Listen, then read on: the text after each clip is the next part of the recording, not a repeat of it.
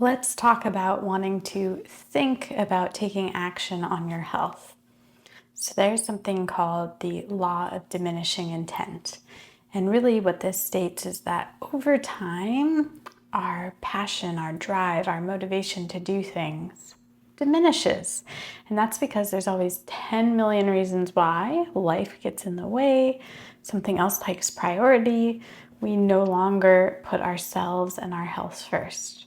But if you are not putting your health first, really, what do you have, right? There's another quote that talks about if you are a sick person, you only have one wish, right? And that wish is to get healthy. But if you're a healthy person, you can have a million wishes, right? The idea here is you got to work on your health so that you can then do all the things you dream of. You can take care of others, you can go on vacations, you can build that business, you can just be without worrying about your health. But the longer we push it off, the worse things are going to get because our health either gets better or it gets worse. It never really stays the same.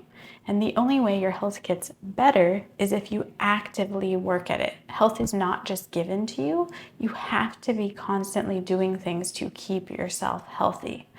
So wanting to think about it and push it off, that shows me that it's not a priority for you. You're not at a place where you feel like your health is your most important piece of your life, right? And that's where you really need to get if you want to be successful in reaching optimal health, in feeling your best, in achieving your goals. Because if you're not there, it's really going to be hard for you to achieve those things. So it's either a yes or a no. Are you ready to do this or are you not? There's no thinking about it. Thinking often just puts us into analysis paralysis, right? We just don't take action. I know they say knowledge is power, so just thinking about things, mulling it over is going to give you power, but I really disagree. I think that taking action is much more powerful with that knowledge, because what is knowledge worth if you don't put it into action?